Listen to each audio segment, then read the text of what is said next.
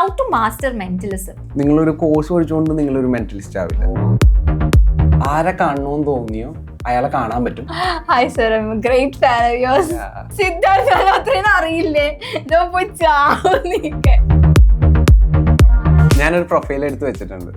Okay, ഒരു മെസ്സേജും ആരാന്ന് ഞാൻ ഷെയർ ചെയ്തിട്ടില്ലല്ലോ. ഇല്ല. എന്തായാലും അത് ഞാൻ ഓപ്പൺ ആക്കാം, ജസ്റ്റ് ഒന്ന് വായിച്ചു നോക്കാം.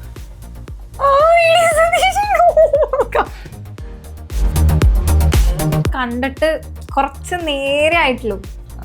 ഭയങ്കര ഷോക്കാണ് സത്യം പറഞ്ഞു കഴിഞ്ഞാല്. വരുണ്ണ കൊല്ലണ്ടായിരുന്നുണ്ടോ? വരുണ്ണ കൊല്ലണ്ടായിരുന്നു എന്നൊന്നുമില്ല, അങ്ങനെയുള്ളവന്മാര് ചാവണം. സത്യം പറഞ്ഞ കുഴിച്ചിട്ടുണ്ടായിരുന്നല്ലേ? അല്ലേ, ഓപ്പൺ ആയിട്ട് പറഞ്ഞാ പോലെ എന്റെ വീട്ടിൽ വന്നു അല്ലേ? അതെ, ഇങ്ങനെ തെമ്മാടിത്തരം കാണിച്ചിട്ടാണ് സെൽഫ് ഡിഫെൻസിന് വേണ്ടി നമ്മൾ പറഞ്ഞ അവിടെ തീരുന്ന കേസേ ഉള്ളൂ. അത് 3 ഇതിറക്കി മലയാളികളെ 500,000 കോടി ഉണ്ടാക്കിയ ലാലേട്ടന്റെ ഏത് മൂവി ഉണ്ടായാലും ആ പടം ഫ്ലോപ്പ് ആവുമായിരുന്നു. ഫസ്റ്റ് ഡേ പോയി കണ്ട. അപ്പൊ ദൃശ്യം ഇറങ്ങിയപ്പോ ഞാൻ പോയില്ല. Hi all, welcome to B four place Malayalam. This is Anna. ഇന്ന് നമ്മുടെ കൂടെ ജോയിൻ ചെയ്തിരിക്കുന്നത് തൻ്റെ പ്രൊഫഷണലിലൂടെ അത്ഭുതങ്ങൾ സൃഷ്ടിച്ച് നമ്മുടെ എല്ലാം മനം കവർന്നുകൊണ്ടിരിക്കുന്ന മല്ലു മെന്റലിസ്റ്റ് വിഷ്ണുവാണ്. ഹായ് വിഷ്ണുവേട്ടാ. അപ്പോൾ ഞാൻ നേരത്തെ ശ്രദ്ധിച്ച ഒരു കാര്യമാണ്, ഞാൻ മെന്റലിസ്റ്റ് വിഷ്ണു എന്ന് പറഞ്ഞപ്പോൾ എന്നെ പെട്ടെന്ന് തിരുത്തി മെന്റലിസ്റ്റ് വിഷ്ണു അല്ല മല്ലു മെന്റലിസ്റ്റ് വിഷ്ണു എന്നാണ് പറഞ്ഞത്. അപ്പം എന്തുകൊണ്ടാണ് അങ്ങനെയൊരു നിർബന്ധം മല്ലു മെന്റലിസ്റ്റ് എന്ന് തന്നെ പറയണം? മല്ലു മീൻസ് മലയാളി, മലയാളത്തിനോടുള്ള സ്നേഹം. പിന്നെ സത്യം പറയാന്ന് വെച്ചാൽ എൻ്റെ പേര് വിഷ്ണു എന്നാണല്ലോ. അപ്പം ഞാൻ ഏത് കാലത്ത് ചോദിച്ചാലും എൻ്റെ കൂട്ടുകാരൊന്നും എൻ്റെ പേര് വിളിച്ചിട്ടില്ല. ഈ വിഷ്ണു എന്നുള്ളത് മൊത്തം ഒന്നില്ലേ അച്ഛൻ്റെ പേരിലായിരുന്നു അറിയപ്പെടുന്ന, അല്ലെങ്കിൽ കുഞ്ഞു വിഷ്ണു, വലിയ വിഷ്ണു, അവിടുത്തെ വിഷ്ണു, ഇവിടുത്തെ വിഷ്ണു. വിഷ്ണു ഒരു കോമൺ നെയിമാണ്. ഞാൻ മെന്റലിസ്റ്റ് ആയപ്പോൾ എനിക്കറിയാം എൻ്റെ പേരിൽ വേറെ മെന്റലിസ്റ്റുകൾ വരും. സോ ഒരു യുണീക്ക് സാധനം ട്രൈ ചെയ്തതാണ്. പക്ഷേ അങ്ങനെയാണ് ഇപ്പൊ കണ്ടിന്യൂ ചെയ്യുന്നത്. മല്ലു മെന്റലിസ്റ്റ് വിഷ്ണു. അപ്പോൾ നമ്മൾ മെന്റലിസം എന്ന് കേൾക്കുന്നത് തന്നെ നമുക്ക് ഒരുപാട് ഡൗട്ട്സ് ഉണ്ട്. ആക്ച്വലി മെന്റലിസം എന്ന് വെച്ചാൽ എന്താണ്? For me pure entertainment. എൻ്റെ ഷോ മെന്റലിസ്റ്റ് ഷോ ആണെന്ന് മാത്രമൊന്നും ഞാൻ പറയാനില്ല. ഞാനൊരു സ്റ്റാൻഡപ്പ് പോലെ മിക്സ് ചെയ്തിട്ടാണ് ഡിഫറെൻ്റ് ആയിട്ട് മെന്റലിസം ചെയ്യുന്നത്. അത് എൻ്റെ ഒരു യുണീക്കായിട്ടെന്ന് ഞാൻ വിശ്വസിക്കുന്നു. അപ്പോൾ മെന്റലിസം ഒരു പ്രോപ്പർ എൻ്റർടൈൻമെൻറ്റ് പർപ്പസ് ആണ് ആക്ച്വലി. നമ്മുടെ ഫ്രണ്ടിലിരിക്കുന്ന ആള് ചിരിക്കുക, ഒന്ന് എക്സൈറ്റ് ആവുക, അത്രേ ഉള്ളൂ. അധികമുള്ളൊന്നുമില്ല. ഓക്കെ. ഈ മെന്റലിസം എന്ന് പറയുമ്പോൾ നമ്മൾ പ്യുവർലി മാജിക്കൽ ആണോ? അങ്ങനെ ഒരുപാട് ഡൗട്ട്സ് ഉണ്ട്. ഇല്ല, അങ്ങനെ പറയാൻ പറ്റില്ല. നമുക്ക് മാജിക്കിൻ്റെ എലമെന്റ്സ് വേണം. ബിക്കോസ് അതും ആവശ്യമാണ്.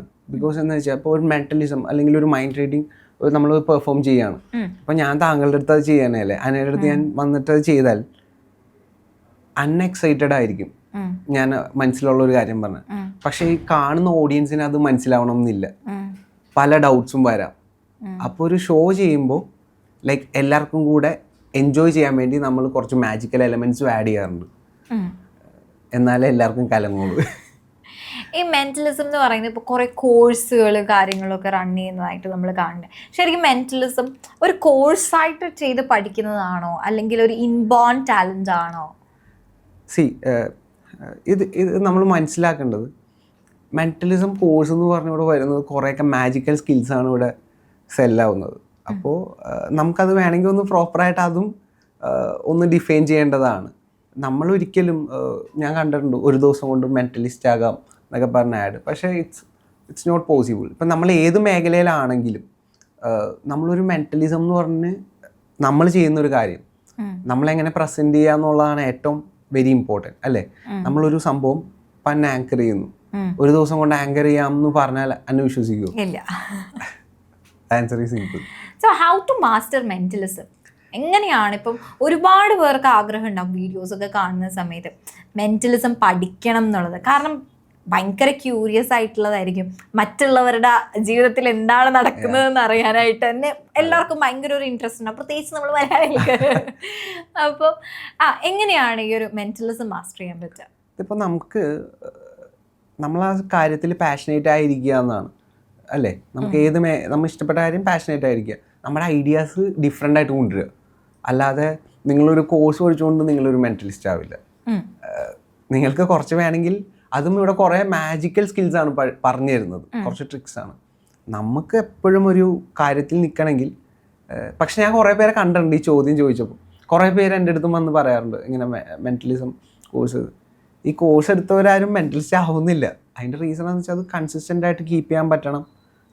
ഡിഫറെൻ്റ് ആയിട്ട് നമ്മുടെ ഒരു യുണീക്ക് കാര്യങ്ങൾ വേണം. നമ്മൾ മാത്രം ചെയ്യുന്ന അല്ലെങ്കിൽ നമ്മളെങ്ങനെ സ്റ്റേജ് ഹാൻഡിൽ ചെയ്യുന്നു. നിങ്ങളൊരു നല്ലൊരു മെൻ്റലിസ്റ്റ് ആവണമെങ്കിൽ നിങ്ങൾ മസ്റ്റായിട്ട് എങ്ങനെ സ്റ്റേജിനെ കൺട്രോൾ ചെയ്യാം, എല്ലാവരും എൻജോയ് ചെയ്യാൻ പറ്റുന്നുണ്ടോ, ആൻഡ് കൺസിസ്റ്റൻസി. ഇതാണ് മെയിൻ. യെസ്.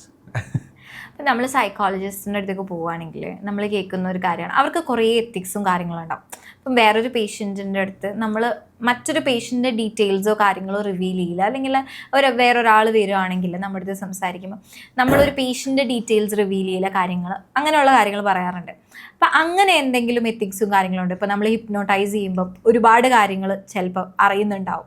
അപ്പം അങ്ങനെ എന്തെങ്കിലും എത്തിക്സും കാര്യങ്ങൾ കീപ്പ് ചെയ്യുന്നുണ്ട്? അപ്പോൾ ഹിപ്നോട്ടിസം ചെയ്യുമ്പോൾ നമ്മളിപ്പോൾ വീഡിയോയിൽ നിങ്ങൾ കാണുന്ന ഒരു 30 സെക്കൻഡ് ആയിരിക്കും.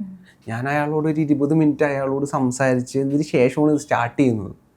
ഇത്രയും സമയം സ്പെൻഡ് ചെയ്ത് അയാളത് വില്ലിങ് ആണോ, അയാളത് പ്രോപ്പറായിട്ടാണോ ചെയ്യുന്നത്, അയാളുടെ കണ്ടീഷൻ അതിന് ഓക്കെ ആണോ എന്നിട്ടാണ് ഞാൻ ചെയ്യുന്നത്. അല്ലാതെ നമ്മൾ ചെയ്യാറില്ല. അത് അത്രേ ഉള്ളൂ. ഞാൻ കീപ്പ് ചെയ്യുന്ന ബേസിക്കാണ്. അത് മാൻഡേറ്ററി ആയിട്ട് കീപ്പ് ചെയ്യേണ്ട കാര്യമാണ്. നമ്മളെല്ലാവരോടും പോയി ചെയ്യാറുമില്ല. നമ്മളിപ്പോൾ ഒരു ആരെങ്കിലും ചെയ്യണമെന്ന് വന്ന് നമുക്ക് മെസ്സേജ് ആയിട്ടോ ആരെയും വന്നാൽ ഞാനെല്ലാം ചെയ്യാറില്ല. നമുക്കത് ട്രൈ ചെയ്ത് നോക്കാം എന്നേ പറയാറുള്ളൂ. അത് ഓക്കെ ആണെന്ന് എനിക്കറിയില്ല. ഓക്കെ ആണെങ്കിൽ ചെയ്യാം. ഇപ്പോൾ വിഷ്ണു എന്നൊരു മെന്റലിസ്റ്റിനെയാണ് നമുക്ക് അറിയുന്നത്. അപ്പോൾ ഇന്ന് കാണുന്ന പോലെ ഒരു മെന്റലിസ്റ്റ് ആയില്ലായിരുന്നെങ്കിൽ what would you have been? അതൊന്ന് ആലോചിച്ചിട്ട് നമുക്ക് പറയണം. ഞാൻ ആക്ച്വലി ടെക്കിയായിരുന്നു. ഓക്കെ, ഞാൻ എൻ്റെ കോളേജ് ടൈമിൽ സ്റ്റാർട്ട് ചെയ്തതാണ് മെന്റലിസം. യെസ്, ഞാൻ വീഡിയോസ് ചെയ്തു തുടങ്ങിയതല്ല. ഞാൻ എൻ്റെ ഫ്രണ്ട്സിനും കുറച്ച് തുടങ്ങിയതിൽ നിന്നാണ് ഇതിലേക്ക് മാറിയത്. അപ്പോഴും ഞാൻ ടെക്കിയായിരുന്നു. ഞാൻ അത് കഴിഞ്ഞ് എൻ്റെ PG MBA ഞാൻ ചെയ്തു. അത് കഴിഞ്ഞപ്പോഴും എനിക്കറിയില്ല ഞാനിത് ചെയ്യണോ ഇല്ലയോ എന്ന്. ഞാൻ എൻ്റെ വർക്ക് ചെയ്ത് തുടങ്ങിയപ്പോഴാണ് എനിക്കിത് ചെയ്താലോ എന്ന് ഞാൻ വിചാരിച്ചത്. അപ്പോൾ നാളെ നമുക്ക് എന്താവും നമുക്കും അറിയില്ല. അപ്പോൾ ഞാൻ അങ്ങനെ ഒന്നും അപ്പോഴും തിങ്ക് ചെയ്തിട്ടില്ല, ഇപ്പോഴും തിങ്ക് ചെയ്യുന്നില്ല. പക്ഷെ എന്താവുമെന്ന് വെച്ചാൽ അതൊരു വലിയ ചോദ്യമാണല്ലോ. നമുക്കറിയില്ല. എനിക്ക് ഇഷ്ടമാണ്. എനിക്കൊരു പ്രോപ്പർ 9 to 6 എനിക്ക് എന്താ വെച്ചാൽ എനിക്ക് 9 to 6 ഇഷ്ടമല്ല. അത് ബേസിക് കാര്യം. എനിക്കൊരു ഒരേ പണി ഡെയിലി ചെയ്യാൻ വലിയ താല്പര്യമില്ല. പിന്നെ എനിക്ക് ഏറ്റവും ഇഷ്ടമുള്ള കാര്യം, എന്നോട് കുറേ പേര് വന്ന് ചോദിച്ചിട്ടുണ്ട്, നമ്മൾ കുറേ പേരോട് സംസാരിച്ചിട്ടുണ്ട്, ഈ സ്റ്റേജിൽ ഭയങ്കര സ്റ്റേജ് ഫിയർ എന്ന കാര്യം. സ്റ്റേജിൽ സംസാരിക്കാൻ പേടിയാണ്, അല്ലെങ്കിൽ സ്റ്റേജിൽ നിൽക്കുമ്പോൾ അല്ലേ ഒരു വിറക്കുന്നു, ഇതെങ്ങനെ ഹാൻഡിൽ. ഇപ്പം ചിലരെന്നോട് ശരിക്കും അതെങ്ങനെയാണ് നമ്മൾ ഹാൻഡിൽ ചെയ്യുക? ഇപ്പം ആക്ച്വലി സെയിം പ്രോബ്ലം എനിക്കുണ്ടായിരുന്നു പണ്ട് ഞാൻ കുട്ടിയായിരുന്ന സമയത്ത്.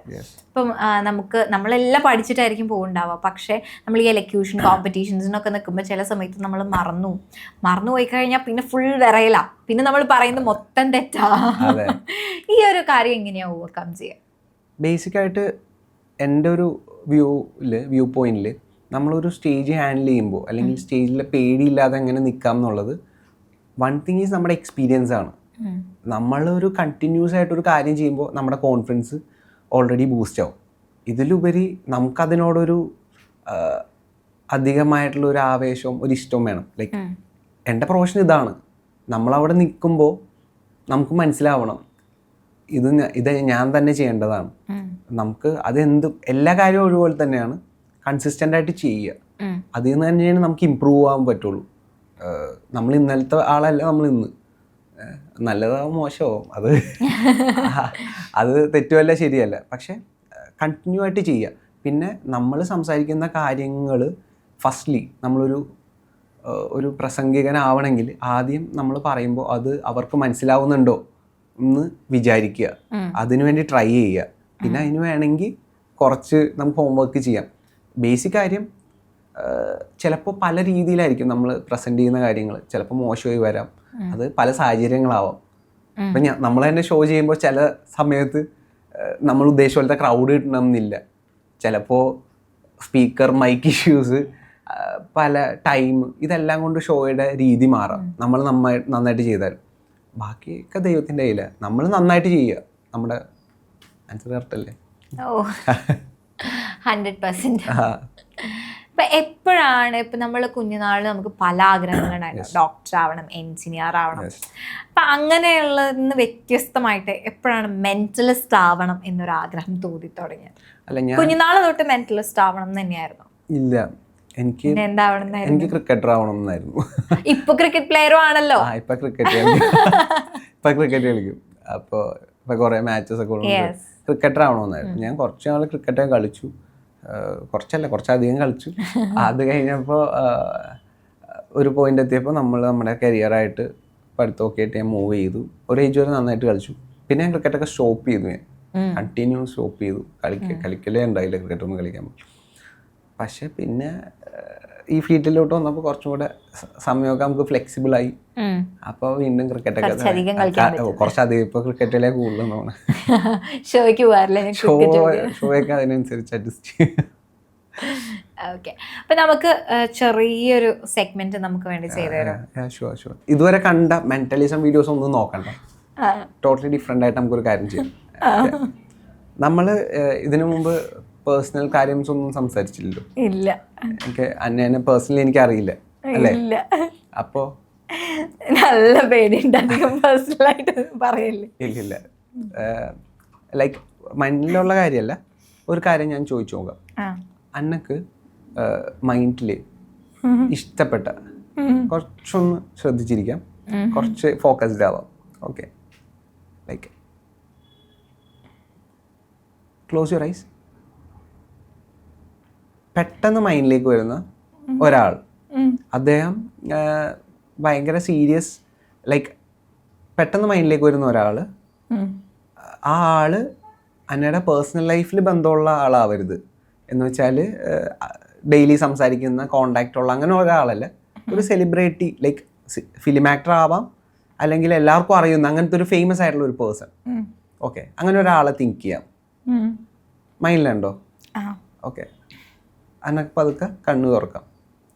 ഓക്കെ, ആ ആള് ഒരു ആക്ടർ വല്ലതാണോ? അല്ല. ഓക്കെ, മീറ്റ് ചെയ്തിട്ടുണ്ടോ ആളെ? മലയാളിയാണോ? മലയാളിയാണ്. ഓക്കെ, മീറ്റ് ചെയ്തിട്ടുണ്ടോ? ഇല്ല. കാണണം, കണ്ടിട്ടില്ല, ഇതുവരെ കണ്ടിട്ടില്ല. കണ്ടിട്ടുണ്ട്, ലൈക്ക് വീഡിയോസ് ആണ്? അല്ല, ദൂരെന്ന് കണ്ടിട്ടുണ്ട്. ഓക്കെ. ആളുടെ പേരൊന്നും എൻ്റെ അടുത്ത് ഇപ്പോൾ ഷെയർ ചെയ്യാനുള്ളല്ലോ, ഷെയർ ചെയ്തിട്ടില്ലല്ലോ. ഇനി ആളെ മാറ്റരുത്, ഇനി അയാളെ ഫിക്സ് ആക്കി വെക്കുക. എനിക്ക് മാറ്റാൻ ആഗ്രഹമുണ്ട്. അയാൾ ഫിക്സ് ആയിക്കോട്ടെ. ഓക്കെ, ആക്ടർ അല്ല എന്നാണേ പറഞ്ഞത്?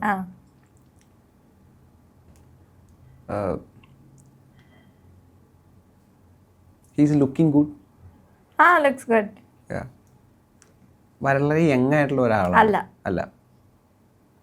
ഭയങ്കര ഏജ്ഡ് ഒന്നും അല്ലല്ലോ? പറയണമെന്നില്ല, ഞാൻ ചോദിച്ചെന്നുള്ളൂ. അല്ല, പറയണമെന്നില്ല, മൈൻഡിൽ വെച്ചാൽ മതി. ഭയങ്കര ഏജ്ഡ് അല്ല, ഭയങ്കര യങ് അല്ല. ഓക്കെ, ഒരു കാര്യം ചെയ്യാവോ? ഇൻസ്റ്റാഗ്രാമിലൊക്കെ ഉള്ള ആളാണോ? അയാളുടെ ഇൻസ്റ്റാഗ്രാം പ്രൊഫൈൽ ഒന്ന് എടുക്കാവോ? ഒന്ന് ജസ്റ്റ് പതുക്കെ ഒന്ന് എടുത്ത് വെച്ചേക്ക്.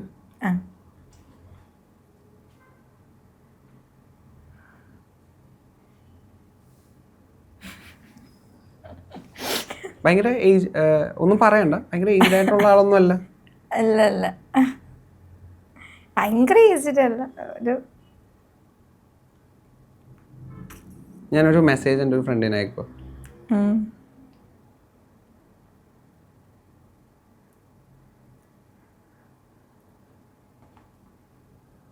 എടുത്തു വെച്ചില്ലേ? അയാൾക്ക് ഇഷ്ടപ്പെട്ടൊരു മെസ്സേജ് അയച്ചേക്ക്, പെട്ടെന്ന് മൈൻഡിൽ തോന്നിയത്. ഓക്കെ, ഞാൻ എൻ്റെ ഫോൺ ജസ്റ്റ് ഒന്ന് കീപ്പ് ചെയ്യാം. ഓക്കെ, ഞാൻ ക്ലോസ് ആയിട്ടാണ് കീപ്പ് ചെയ്തത്. ഓക്കെ, എന്നോടൊന്നും ഷെയർ ഒന്നും ചെയ്തിട്ടില്ലല്ലോ? ഇല്ല. എനിക്കത് അറിയാൻ ചാൻസ് ഉണ്ടോ? ലൈക്ക് അറിയാന്ന് പറഞ്ഞാൽ ഈ പുള്ളിന്ന് എന്തായാലും അറിയായിരിക്കും. ഞാൻ ഒരാൾക്ക് മെസ്സേജ് അയച്ചിട്ടുണ്ട്. മെസ്സേജ് അല്ല, ഞാൻ ഒരാളുടെ പ്രൊഫൈൽ എടുത്ത് വെച്ചിട്ടുണ്ട്. ഓക്കെ, ആരാന്ന് പറയാൻ ചാൻസ് ഉണ്ടോ? ഞാൻ പറയണോ? അല്ല, ആരായിരിക്കും സെയിം ആവാൻ സാധ്യതയുണ്ടോ? Any chance? ലൈക്ക് ഒന്നും ഷെയർ ചെയ്തിട്ടില്ലല്ലോ, എനി ചാൻസ്? എനിക്കറിയില്ല, കാണിച്ചാൽ ഞാനാണോ അല്ലെന്ന് അറിയാം. Okay, can you show the profile to camera? പ്രൊഫൈലാണോ? മെസ്സേജ് വേണ്ടല്ലോ. പ്രൊഫൈൽ ഒന്ന് കാണിക്കാവോ? Profile V D Satheesan. അതാണോ? പൂക്കി ചിരി കൊണ്ടാണോ ആലോചിച്ചോ? ഓക്കെ, ആ മെസ്സേജ് എന്തായിരുന്നു? മെസ്സേജോ? മെസ്സേജ് കാണിക്കല്ലേ. Hi V D sir, I would like to meet you. Okay, ഞാനൊരു പ്രൊഫൈൽ എടുത്ത് വെച്ചിട്ടുണ്ട്. ഓക്കെ, ഒരു മെസ്സേജും ആരാന്ന് ഞാൻ ഷെയർ ചെയ്തിട്ടില്ലല്ലോ. ഇല്ല. എന്തായാലും അത് ഞാൻ ഓപ്പൺ ആക്കാം, ജസ്റ്റ് ഒന്ന് വായിച്ചു നോക്കാം.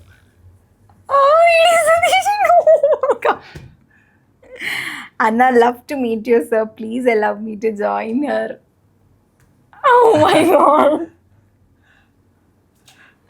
ശരിക്കും ഇതെങ്ങനെയാ സാധിക്കണേ? കാരണം നമ്മൾ കണ്ടിട്ട് കുറച്ച് നേരെ ആയിട്ടുള്ളൂ. ഭയങ്കര ഷോക്കാണ് സത്യം പറഞ്ഞു കഴിഞ്ഞാല്. ഇതെങ്ങനെയാ? ഒരു ഡിഫറെൻ്റ് ആക്ട് ആണ്.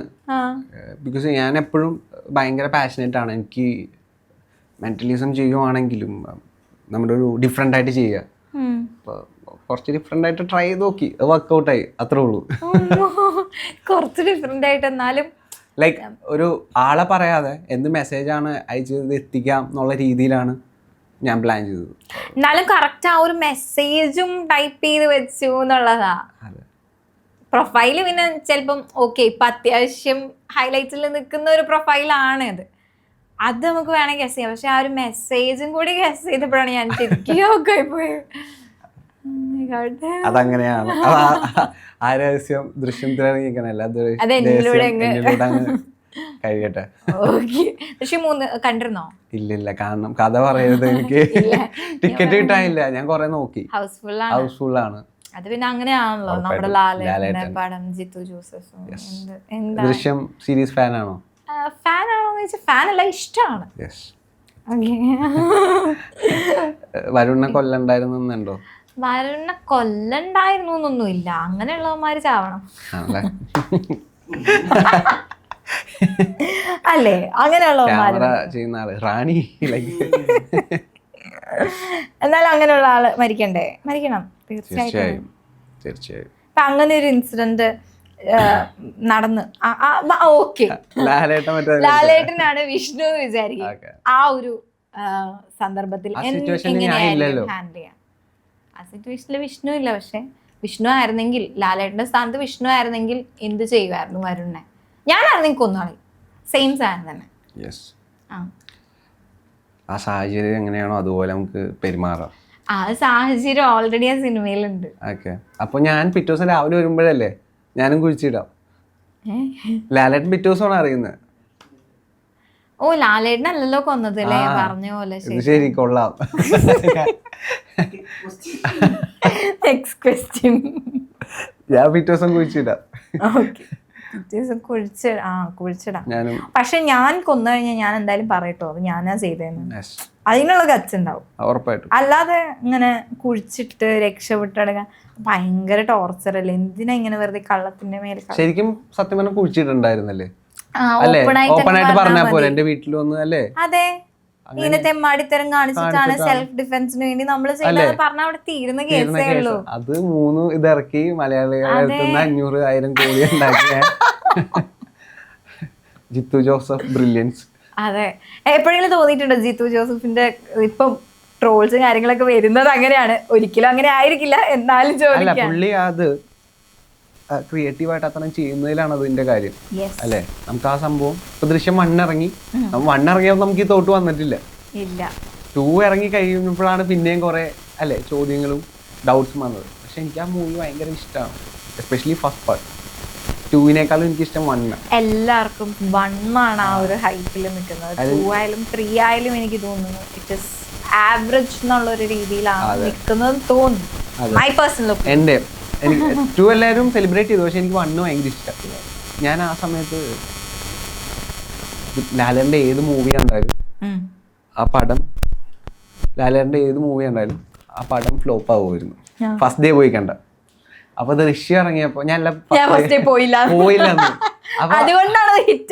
അവിടെ ഹൈപ്പ് വന്നില്ലല്ലോ, അത്ര ഹൈപ്പ് ഒന്നും ഉണ്ടായി പടമായിരുന്നു, വെറുതെ വന്നിറങ്ങിയ പടം. എനിക്കൊരു ഫാൻ ഷോ പോലും ഉണ്ടായില്ല ഒന്നും. പക്ഷെ ഫസ്റ്റ് ആ പടം ഇറങ്ങി കണ്ടപ്പോൾ റെസ്പോൺസ് കണ്ടപ്പോൾ ഭയങ്കര അഭിപ്രായമായിരുന്നു എല്ലാവർക്കും. നൈറ്റ് ബുക്ക് ചെയ്ത് പോയി കണ്ടു. എനിക്ക് തോന്നുന്നു കവിതയിലായിരുന്നു ഞാൻ ഷോ കണ്ടത്. ഞാനും എൻ്റെ ഫാമിലിയുടെ ഒപ്പമാണ് ഫസ്റ്റ് ടൈം ദൃശ്യം 1 കാണാൻ പോയത്. ആ സമയത്ത് എൻ്റെ അപ്പൻ കുറേ നാൾ കഴിഞ്ഞിട്ട് വേറെ കുറേ പടങ്ങളുടെ പേരൊന്നും ഞാൻ പറയുന്നില്ല, വേറെ കുറേ പടങ്ങളൊക്കെ നമ്മൾ കാണുന്ന സമയത്ത് അപ്പം ഇരുന്ന് ഉറങ്ങാ ചെയ്യാറ്. പക്ഷെ ദൃശ്യമാണ് എൻ്റെ അപ്പൻ ഉറങ്ങാതെ ഇരുന്ന് കണ്ട ഒരു പടം. നല്ല കുറേ നാളുകൾക്ക് ശേഷം കഥയുള്ളൊരു പടം കണ്ടു എന്ന് പറഞ്ഞത് എൻ്റെ അപ്പൻ അമ്മ. എൻ്റെ അപ്പനൊരു പടം ഇഷ്ടപ്പെടുക എന്ന് പറഞ്ഞു കഴിഞ്ഞാൽ ഭയങ്കര ബുദ്ധിമുട്ടുള്ള ഒരു കാര്യം. ആളത് ഇഷ്ടപ്പെട്ടു എന്ന് പറയുമ്പോൾ വലിയ മാത്രമല്ല ലാലേട്ടൻ്റെ പടം ഇറങ്ങി കഴിയുമ്പോൾ എവിടെ നിന്നൊക്കെയാണ് ലൈക്ക് എല്ലാ കാറ്റഗറി ഓഫ് ഏജിലെ ആൾക്കാർ വരും. പുലിമുരുകൻ ഇറങ്ങിയപ്പോൾ ഓർക്കുന്നു, ആ സമയത്ത് മണിയൊക്കെ നിരോധിച്ച സമയം, പൈസ നിരോധിച്ചു, അപ്പോഴും ആൾക്കാർ ക്യാഷ് ഒക്കെ ആയിട്ട് വരുന്നു. അതാണ് ലാലേട്ടൻ ഫാൻസ്. ലാലേട്ടൻ ഹാർഡ് കോർ ഫാൻസ് ആണുള്ളത് ലാലേട്ടൻ. അയ്യോ പറയാതിരിക്കാൻ. ഇനിയിപ്പോ നമ്മുടെ ശരിക്കുള്ള ടോപ്പിക്കിലേക്ക് മെന്റലിസം ടോപ്പിക് ചെറുതായിട്ട് ലാലേട്ടൻ വന്നപ്പോ പെട്ടെന്ന് ലാലേട്ടനായി പോയി ടോപ്പിക്. അപ്പൊ നേരത്തെ പറഞ്ഞു വെച്ച ഒരു സാധനത്തിലേക്കാണ് നമ്മൾ പോകുന്നത്, ഹിപ്നോട്ടിസം. എനിക്ക് നല്ല പേടിയുണ്ട്, വലുതായിട്ട് ഹിപ്നോട്ടൈസ് ചെയ്യണ്ട, ചെറുതായിട്ട് നമുക്കൊന്ന് നോക്കാം. നമുക്ക് ചെയ്യാമെന്നൊന്നും പറയുന്നില്ല, നമുക്ക് ചെയ്ത് നോക്കാം. വർക്കൗട്ട് ആവുകയാണെങ്കിൽ നമുക്ക് വർക്കൗട്ട് ആവും, നമുക്ക് ചെയ്യാം. വർക്കൗട്ട് ആവട്ടെ, ആകാതിരിക്കട്ടെ എന്ന് ഞാൻ മനസ്സിൽ ആഗ്രഹിക്കുന്നു. കുറച്ച് ഫ്രീ ആയിട്ട് ഇരുന്നാൽ മതി, വേറെ മൈൻഡിലേക്കൊന്നും. ഭയങ്കര ഫ്രീ അല്ലേ? അതെ, ഭയങ്കര ഫ്രീ ആയിട്ട് ഇതുപോലെ ഇരുന്നാൽ നമുക്ക് നോക്കാം. Okay okay. എന്നോട് സംസാരിക്കാൻ പറ്റും. Hi hi hi. അതൊക്കെ എന്തെങ്കിലും സ്പെഷ്യൽ ആഗ്രഹങ്ങളാണല്ലോ? എനിക്കോ? എന്തെങ്കിലും ഒബ്വിയസ്ലി ഉണ്ടാവല്ലോ. എന്നോട് കാര്യം പറഞ്ഞില്ലേ, എന്താന്ന് പറയാ? എനിക്ക് മനസ്സിലായില്ല. എനിക്ക് ആക്ച്വലി ഒരു ഇത് കിട്ടുന്നില്ല. Okay, look here, take a deep breath, sleep. Next time അന്നക്ക് എൻ്റെ കയ്യിലൊരു ഗ്ലാസ് ഉണ്ട്, കൂളിംഗ് ഗ്ലാസ് ഉണ്ട്. ആ കൂളിംഗ് ഗ്ലാസ് വെച്ച് ആരെ കാണണമെന്ന് തോന്നിയോ അയാളെ കാണാൻ പറ്റും. ഈ ഗ്ലാസ് വെച്ച് ആരെ കാണണമെന്ന് തോന്നിയോ അന്നെ കാണാൻ പറ്റും. പക്ഷേ ആ ഗ്ലാസ് മാറ്റിയാൽ നോർമൽ പേഴ്സൺ ആവും. മോഹൻലാലിനെ കാണണം എന്ന് വിചാരിച്ചാൽ മോഹൻലാലിനെ കാണാൻ പറ്റും, മമ്മൂട്ടിനെ കാണണം എന്ന് വിചാരിച്ചാൽ മമ്മൂട്ടിനെ കാണാൻ പറ്റും. ഞാൻ കണ്ണ് തുറക്കുമ്പോൾ ഇതിനെപ്പറ്റി ഒരു ഐഡിയ ഉണ്ടാവില്ല, ഞാൻ പറഞ്ഞു കഴിയുമ്പോൾ മാത്രം ഒരു ഐഡിയ വരുന്നത്. 1 2 3 hi Anna, how are you? All good. Ya, how's your day? Ya, ഞാൻ അന്നക്ക് ഒരു ഗിഫ്റ്റ് തരാമെന്ന് വിചാരിച്ചിരിക്കുക. ഒരു ഗ്ലാസ്. എങ്ങനെയുണ്ട്? ഈ കണ്ണാടിക്ക് ഒരു പ്രത്യേക അറിയോ? ഓക്കെ, ഒരു ഗിഫ്റ്റ് ഞാൻ തരാം. ഓക്കെ, ഈ ഗ്ലാസ് വെച്ച് ആരെ ഒരു സൂപ്പർ പവർ, നമ്മുടെ ലാലേട്ടന് പണ്ടൊരു കണ്ണാടി കൊടുത്തില്ലേ ഒരു മൂവിയില്, അത് വെച്ച് കണ്ടല്ലോ എന്തോ പോലെ കാണും. അതുപോലെ ഈ ഗ്ലാസ് വെച്ച് ആരെ കണ്ടാലും ഇഷ്ടമുള്ളവരെ, കുഴപ്പമുണ്ടോ? ആരെ കണ്ടാലും ഇഷ്ടമുള്ള ആളെ പോലെ കാണാം. ഈ ഗ്ലാസ് വെച്ച് ആരെ കണ്ടാലും ഇഷ്ടമുള്ള ആളെ പോലെ കാണാം. പിടിച്ചോ? ഇതാരായിരിക്കുന്നത്? ഓക്കെ, ഒരു ഇഷ്ടപ്പെട്ട ഒരാൾ, കാണണം എന്ന് ആഗ്രഹമുള്ള ഒരാൾ. വെയിറ്റ്, ആരാ? എൻ്റെ അമ്മ. ഈ ഗ്ലാസ് വെച്ച് കണ്ടാൽ അയാളെ പോലെ കാണാൻ പറ്റും. അമ്മാമ്മ എന്ന് വെച്ചാൽ ഇപ്പൊ വീട്ടില് ഇല്ല. ഓക്കെ, ജസ്റ്റ് ഒന്ന് കാണാൻ പറ്റുള്ളേ, ഒന്ന് വെച്ച് നോക്കിയേ.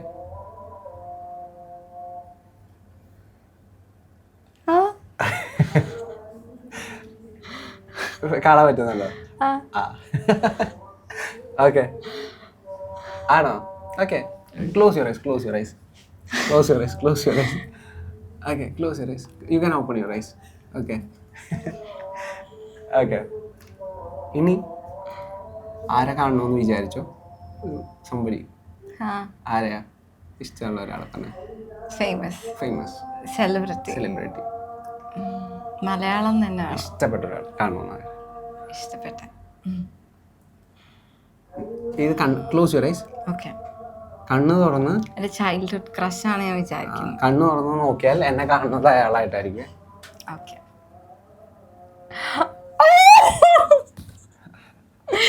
Oh my god. Hi. Hi. എന്നെ മനസ്സിലായോ? മനസ്സിലായി. Hi sir, I'm a great fan of yours. Thank you. എൻ്റെ പേരറിയാവോ അതിന്? മലയാളം അറിയോ? Some little bit, yeah.